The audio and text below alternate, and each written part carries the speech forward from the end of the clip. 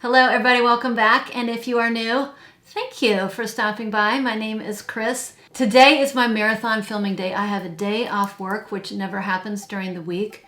The weather's pretty nice. The lighting is pretty good. It's a little bit cloudy and the sun's over there. It hasn't quite passed by my window, so it's not in my face. So I've got good lighting. The birds are singing. I just completed my marshmallow video. I'm gonna do my floral gourmands, or my video about floral fragrances that have a prominent gourmand note. And I'm gonna do this video, and if I have enough juice after this, I'm going to do another declutter video because I've had a lot of fragrances come in and I'm saying goodbye to more fragrances that are just not getting worn. So today's video, it is about floral gourmands. Now, to be honest with you, I haven't checked YouTube to see if this video has been done before. I just looked at my fragrances and realized I have a lot of floral fragrances that have some prominent gourmand notes, and I thought it would be kind of a fun video and an interesting video to do.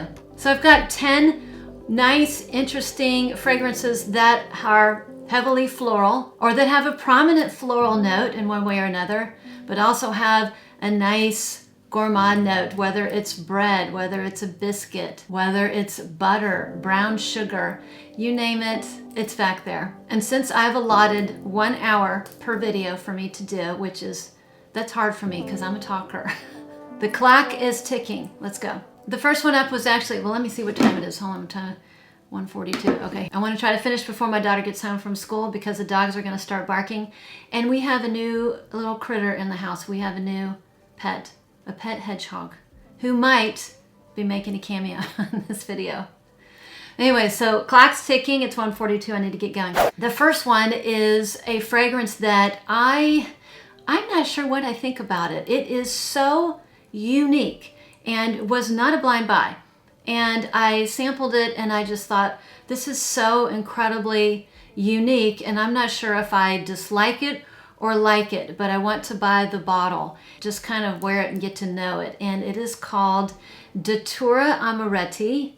And this is new from last year. This came out in 2021. I bought this fragrance for 2 notes, cherry and biscuit. I love cherry as a note. I get along really well with cherry-based fragrances. And if you are a returner to my channel, you know that I'm really into my fragrance carbs. I like anything that has a carbohydrate in my perfume, whether it's biscuit, whether it's bread, whether it's rice. Rice videos coming to the theater near you. And when I say theater, I mean my library. It will be coming, I'll probably do that within a month. I keep saying I'm gonna do it, but I am gonna do it. So anyways, I love carbs, my carbohydrates in my fragrances. So when I found out that there was a perfume that had cherry and biscuit, I was all over it. Smelled it, I sampled it, and I wasn't in love with it because of 2 notes. The Datura flower, or the Datura note or accord, which is a fantasy note, and almond. I like almond, but I don't like bitter almond. So this has the Datura and it has a bitter almond. And so when you first spray this, you are hit. If you've smelled Datura Noir by, is it Datura Noir? Yeah, by Serge de Temps, you know what that Datura flower, that note smells like. And it is again, it's a fantasy note. You cannot extract an essential oil from that flower, so they have to create it in the lab. And that flower is deadly. It can be toxic. So this fragrance was built around a dichotomy. You have this dangerous flower, this Datura, and this bitter almond juxtaposed with kind of a cherry and a biscuit note. So you've got these 2 worlds, these 2 fragrance worlds kind of colliding and coming together, and it makes for an interesting fragrance for sure. I'm going to say that if I had a fragrance, I have many fragrances that are not blind buy safe. This would be right at the top of the list, unless you absolutely love a bitter almond and you love the Datura note in Datura Noir. That fragrance and I didn't jive, and I think the reason was because I got that in the heat of the summer a couple years ago, and if I wear a fragrance and it's hot and it gives me a headache and makes me nauseous, it's like game over. I cannot wear that fragrance again. It just kind of ruins it for me. And I wanted more coconut. I really wanted a nice coconut in that fragrance. It didn't come out coconutty to me. So I ended up decluttering that fragrance. I know a lot of people love it. The Datura note in here is very, very strong. And immediately you get a bitter almond, like an almond that is so bitter. It's like toasted to the point where it's almost burnt. That kind of almond. So you've got this really heady, indolic flower. And if you are new and don't know what indolic kind of means, some florals can smell animalic. They can smell, like something from an animal. But this is a real heady floral with a very bitter, almost burned almond. And it's a lot. That fragrance combination is bordering on unpleasant. Doesn't quite get unpleasant, but it's heading that direction. Never gets there. As it dries down, it's very strong, it's very powerful, it's very potent. As it dries down, it gets saved. It like goes into the territory of like, what on earth was I doing buying this fragrance? It's almost horrible. But it doesn't get there. There's something about it. The cherry is light. It has a light cherry in it. I wish the cherry was more prominent. And it does have this biscuity kind of what I feel like is more of a scone accord. It's like starchy and flaky and thick like a scone. So to me, this smells like a white flour scone, like a Datura scone or scone. In Texas, we pronounce it as scone. It's a scone. I think in England, they pronounce it as scone. So it is a white flour scone with almond, with really dark toasted almonds, almost to the point where the almonds are black. I kind of like that taste. I love the taste of a real toasted nut. But it smells like that with maybe some dried cherries internally. So it's very bakery, but not sweet at all. There's nothing sweet about this fragrance. Very, very interesting. It does kind of calm down and get more quiet as it goes along. The bottle is one of the prettiest bottles I own. This bottle is incredibly heavy. I would say literally it's like 5 pounds. It's definitely weapon-like. It's a beautiful bottle. And I really wanted to sample the line more because I thought it was very interesting. I do appreciate fragrances. Well, fragrances I love, fragrances I like, and then fragrances that are interesting. I want to get to know. I dug through my box and I got a discovery set. I haven't quite gone through the discovery set I'd like to. I only have 5,224 decants I need to try, so I'm just adding that to the list of fragrances that I want to try next. But anyways, we're going to start off the list with that one. And didn't I just say I was going to go through these quickly, and then look what happened. We're back on track. Fragrance number 2. Fragrance that I heard about from my sweet friend Charlie. She goes by Phoenix on YouTube. She's adorable, has a lot of personality, highly recommend her channel. But she talked about a fragrance last year called Freckled and Beautiful. And the minute she said that there was a note of biscuit, I was all in. So Freckled and Beautiful, this is yet another orange blossom heavy fragrance. But this is a very different one. I will tell you that some orange blossom fragrances can come off smelling like an ashtray or tobacco, like dry tobacco leaves in the beginning. I can think of 2 fragrances that have done that for me. This is one of them, and the orange blossom fragrance from Obvious Parfums. That one was very ashtray tobacco-y in the beginning. And I forgot about that. And you have to know that right away because for Easter, if you guys watched my Easter video, I wanted to wear my pretty Easter dress. I didn't get to wear it. It was cold and rainy. So I'm glad I wore my dress for my video and got to wear it. But I sprayed this on my daughter. I can't even remember what I wore. It's going to drive me nuts what I wore for Easter. It wasn't lucky because it wasn't sunny outside. It wasn't warm. But I quickly sprayed this on my daughter, and we got in the car to go to Mass, to go to church. And my husband said, it smells like cigarette smoke in here. And I know it was Freckled and Beautiful what he was smelling. He was smelling the beginning where it does kind of smell like cigarette smoke or an ashtray. And I felt kind of silly spraying my daughter with it, but that dries down. It goes away. So if that's not your thing, if that's not your jam, don't worry, it burns off. And as that dries off, the fun part begins. It smells like an orange blossom biscuit dunked in milk. So it becomes really fun and whimsical in the dry down. It's sweet and starchy. Another fun starchy fragrance. And I definitely get something lactonic in the dry down. So if you're not into fragrances, I know a lot of people will tell me, or I hear that fragrances that are milky or lactonic can make them physically ill. This one has a prominent milky note. So if you don't like it, stay away. But I feel like it really kind of saves the fragrance. It takes the harshness out of the beginning of the fragrance and makes it really fun and whimsical. So a lovely floral gourmand that, if I can get through the first 3 minutes, it's absolutely adorable and I love wearing it. I do think this is a year-round fragrance. It's very long lasting. It becomes more quiet. As like at hour 4, it's pretty quiet, but it's pretty strong at first. And I think this will be lovely in the spring and in the summer. The next one is a fragrance by the House of Mugler, and this line has been discontinued in the United States. I know they still carry this line in the Mugler boutique in France or Paris, and the problem is they won't ship to the United States. So there were a couple in this line I wanted to get. This particular fragrance was the only one I could get fairly easily in the States, and I was very excited about it because it has a note of brioche. So I'm really excited about fragrances that have a bready note to them. In addition to rice-like bread and biscuit, this one has a note of brioche, and it is called Wonder Bouquet. Can I just say that these bottles are absolutely stunning. They're heavy, they're hefty, and I love the look of the bottles. I bought a backup because I could get it easily, and I was afraid I wasn't going to be able to get a backup. Not because it's the best fragrance in the world or it's a top 10, but I enjoy it and I just wanted to get a backup because I'm crazy. I'm also excited about this fragrance because it is a perfume that has a prominent note of jasmine that I can jive with.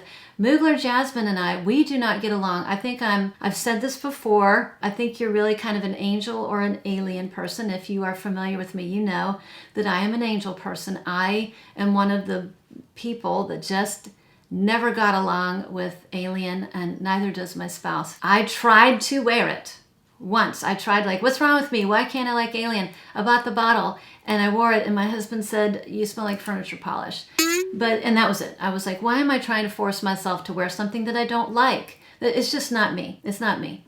And I really do think it's a masterpiece. It's a masterpiece fragrance. It's just not for me. I'm an angel girl. So I really never jived with the Mugler Jasmine, that indolic jasmine that's in there. So I was super thrilled to get a hold of a perfume that had jasmine in it that I enjoy, and this is one of them. So this has a really nice note of jasmine, or jasmine prominent in here, that I like. There's something, so this has brioche. So there's a bready note.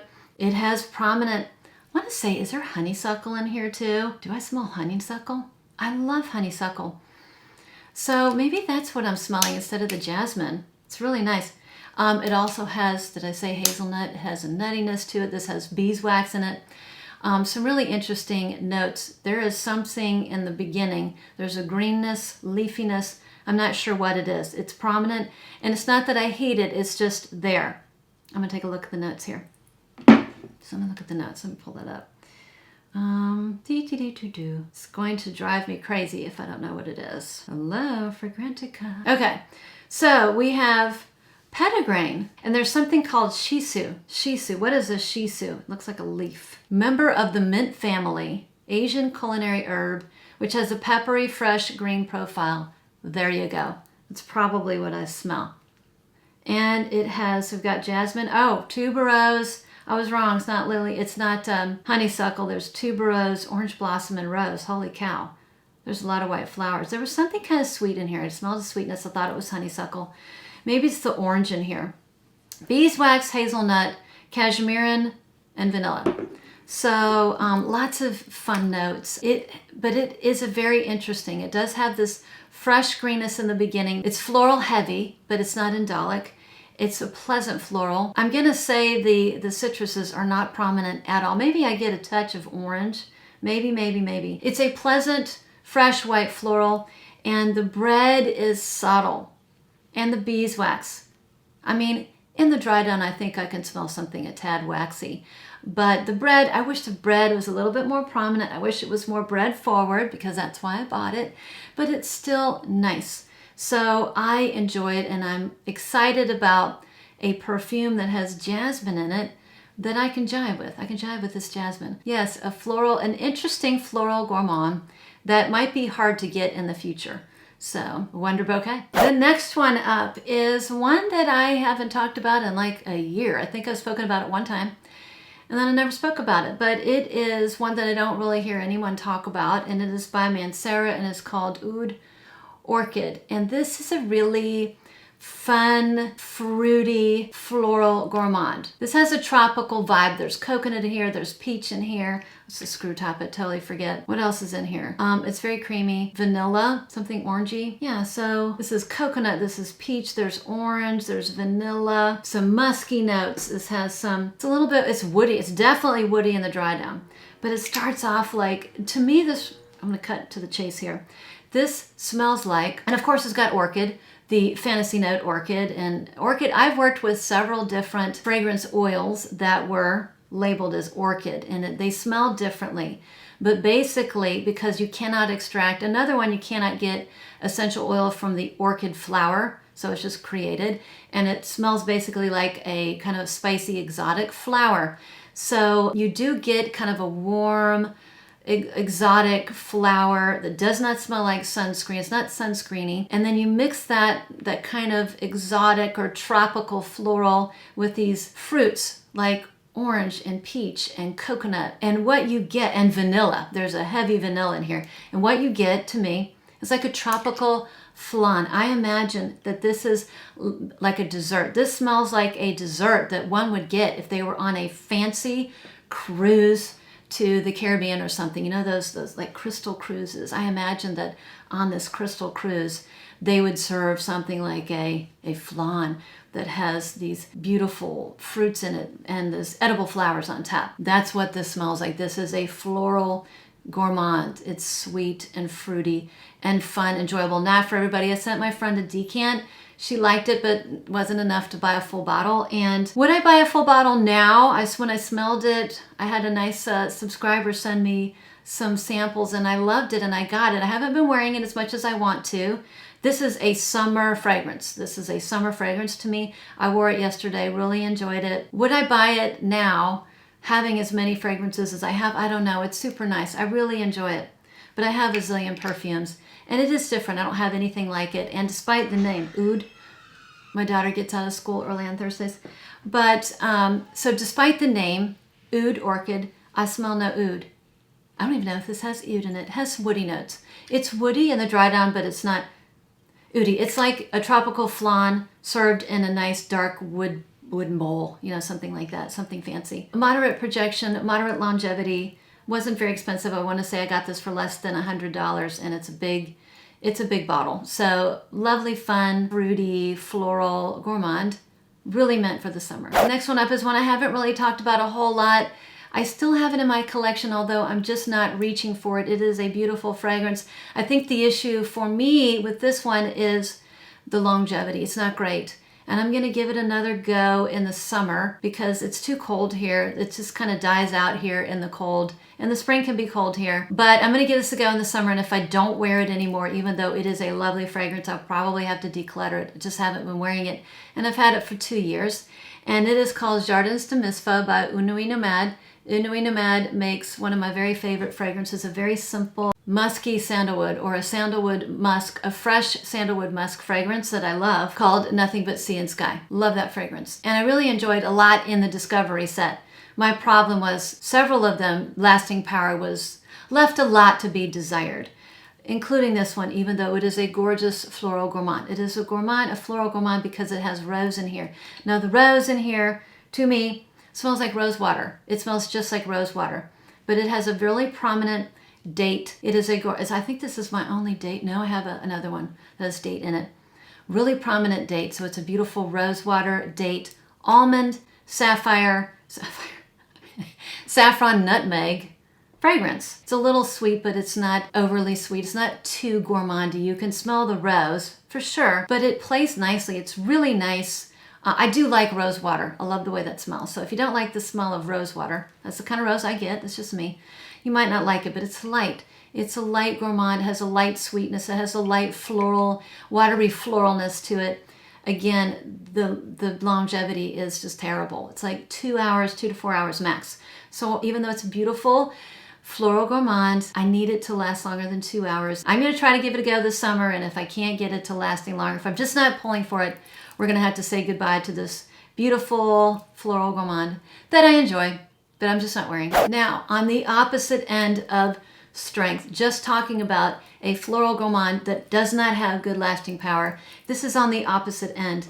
And it is another fragrance that was the result of a sample swap with my friend Giselle. And it is the gorgeous Atlas Gardens. Now, she sent me several samples of fragrances I thought for sure I was going to buy a full bottle of. And what turned out to be my very first full bottle was one I had no idea I was going to love so much. This one. This is yet another neroli orange blossom forward fragrance, but what makes it a gourmand is that it has a really rich date note. The date in here is very thick. It's very creamy.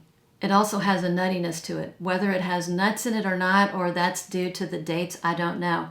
But it's creamy, it's thick, it's a little nutty, and that's definitely to me what makes it head into the gourmand territory. Some people may not consider it totally gourmand.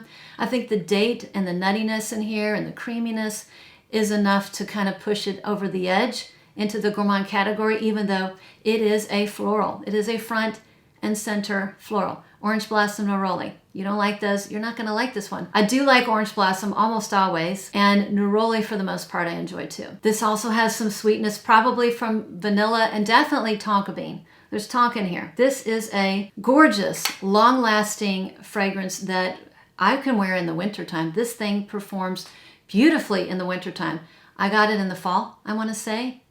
Fall? Was it fall? Yeah, I want to say fall. So I don't know how it would perform. I don't know how it's going to be in the summertime. I imagine quite powerful if it worked well in the wintertime. But this is a gorgeous, one of my favorite floral gourmands at the moment. So moving forward, the next fragrance is an interesting floral gourmand. It's an interesting take on rose, and it's an interesting take on gourmands. I don't have anything else like it. It's by the House of Tower, or Tower Perfumes, who makes one of my favorite fragrances of all time. If you know me, if you've watched me, you know that L'Eau de Mercari is one of my all-time favorite fragrances, and was the niche fragrance that sent me down the niche rabbit hole. I think I got that bottle in 2013, 2014. I've always been partial to the House of Tower, and I've always wanted to kind of try other things from that house. And so this fragrance is very unique in that the rose oil from here is from a particular region in Afghanistan. I want to say the Kandahar region.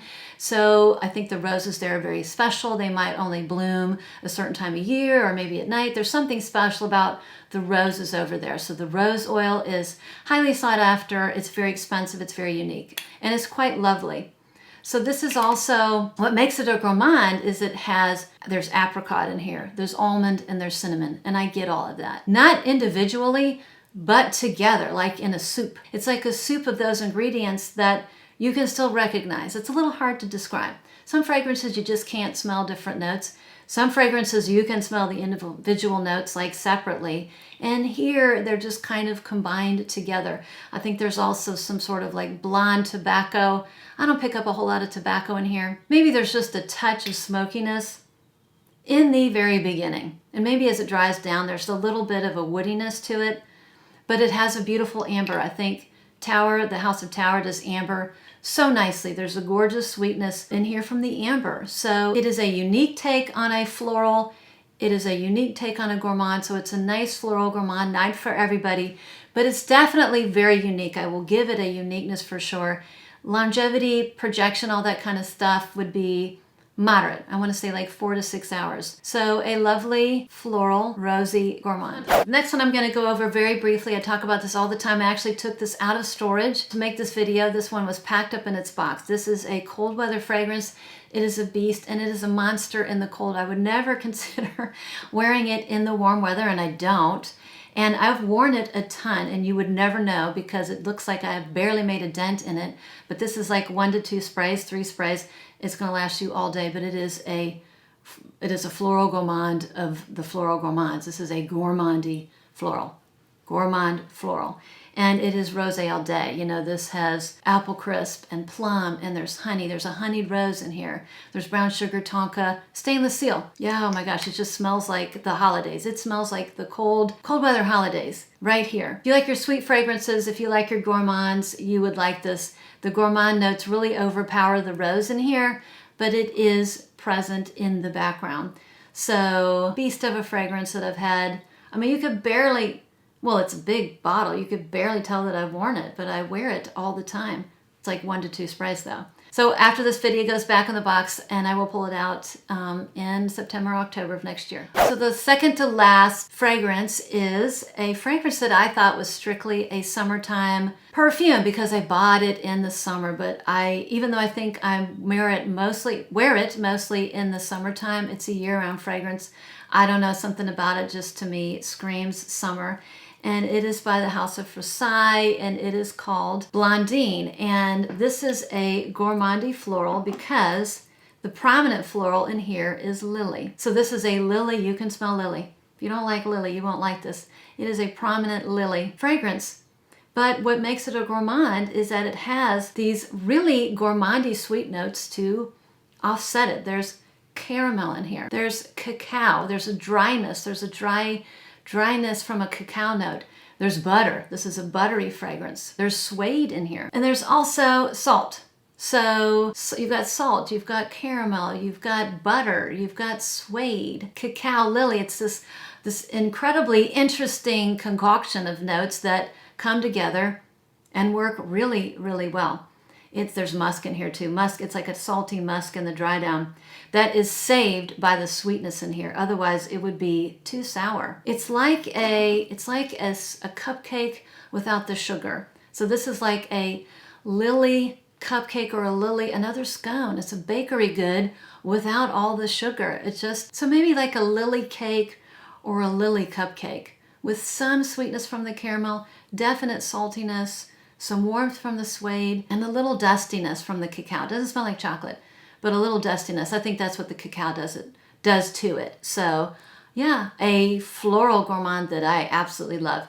And I will be wearing it in the summer. And I wanted to save the most interesting and the most unique and the most fun for last. This one is by the House of Masque Milano. Masque Milano is another house that is hit or miss with me. I want to say 3 or 4 Masque Milanos, and some Masque Milanos I just did not jive with at all. But this one, I smelled the sample with the Scent Explorer, and I smelled it and immediately bought a bottle because I love the uniqueness. I have nothing that smells like this fragrance, and it is called Lost Alice. I don't think I've ever talked about it on film, but I've posted it a couple times to my Instagram account where I'm very, very active. Listen, I'm super active on Instagram because you don't have to put on makeup or false eyelashes or spend several hours doing videotaping and doing the editing. You can meet fun people on Instagram, be active, read about other fragrances or post your fragrances, and then you have the rest of your day. So I really do enjoy Instagram. I'm very active over there. Used to be not active at all. I started an Instagram account because I started this YouTube channel, and I'm so glad that I did because I have met so many lovely people are on Instagram. A lot of frag heads are on Instagram that are not on YouTube, and I've met so many nice ones. You know who you are if you're out there.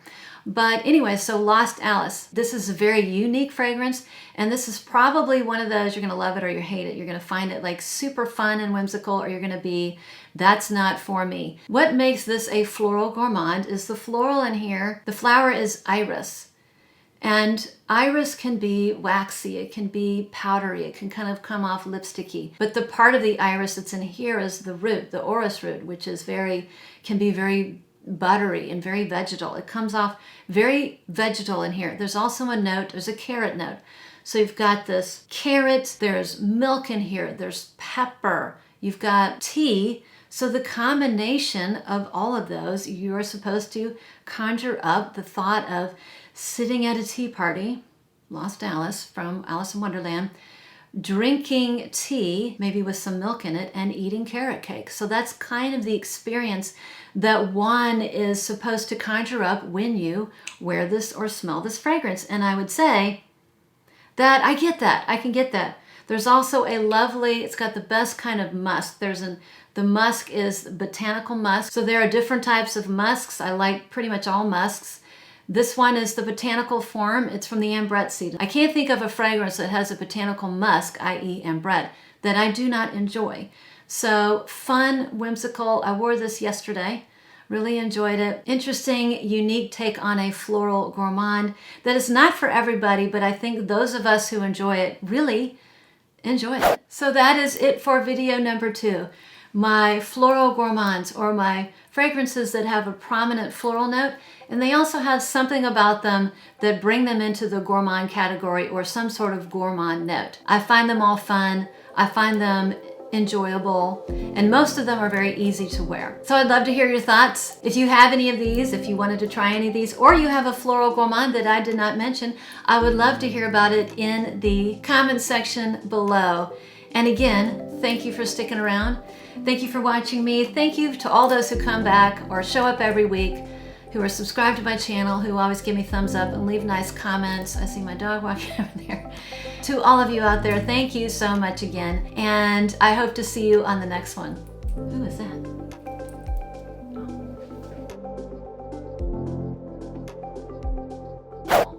And a lot of people talk about it smelling like pee. Can I say that? Smelling like animal, maybe I'll cut that out. And there's also a note. Can I get this hair out of my mouth? For heaven's sake, tooey, tooey.